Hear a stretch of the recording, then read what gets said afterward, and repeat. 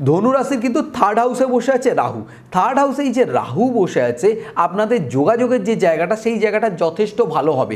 আপনাদের সাহসিকতার যে জায়গাটা সেই জায়গাটা কিন্তু যথেষ্ট ভালো হবে। এরপর রাহু আপনার কোথায় দৃষ্টি দিচ্ছে? রাহু কিন্তু দৃষ্টি দিচ্ছে ধনু রাশির জাতক জাতিকাদের একাদশ থেকে আসে আয় উন্নতির জায়গা।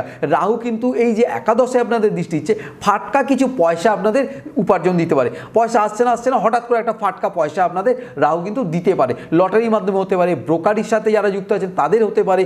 এই ধরনের কিন্তু একটা ফাটকা পয়সা রাহু আপনাদের দিতে পারে। এরপর রাহু আপনার কোথায় দৃষ্টি দিচ্ছে? রাহু কিন্তু আপনার সপ্তমে দৃষ্টি দিচ্ছে।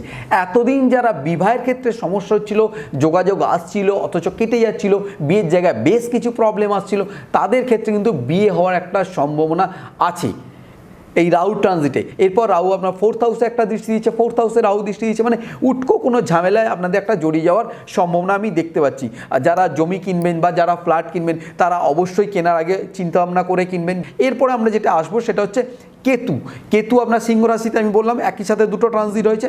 কেতু বসে আছে আপনার সিংহ রাশি, মানে আপনার ভাগ্যস্থানে কেতু বসে আছে। এই যে ভাগ্যস্থানে কেতু বসে আছে, গুপ্ত শত্রু দ্বারা ভাগ্যের হানিযোগ এটা ইন্ডিকেট করছে। এবং রাহু সেখানে দৃষ্টি আছে, গুপ্ত শত্রু দ্বারা কিন্তু ভাগ্যের কোনো অবনতি। যে কোনো মানুষকে খুব দ্রুত তার সাথে ট্রাস্ট করবেন না, বিশ্বাস করবেন না। একটু তার সাথে কথাবার্তা বলে একটু চিন্তা ভাবনা করে তারপর তাকে ট্রাস্ট করবেন, না হলে কিন্তু আপনার বিভিন্ন দিক থেকে প্রবলেম হতে পারে। সেটা আপনার কর্মক্ষেত্রে হতে পারে, ব্যক্তিগত লাইফে হতে পারে, আপনার রিলেটিভ সার্কেলে হতে পারে। গুপ্ত শত্রু কোথায় থাকে সেটা তো বলা যাবে না, সেই জায়গাতেই কিন্তু গুপ্ত শত্রু দ্বারা বেশ কিছু সমস্যা আমি দেখতে পাচ্ছি।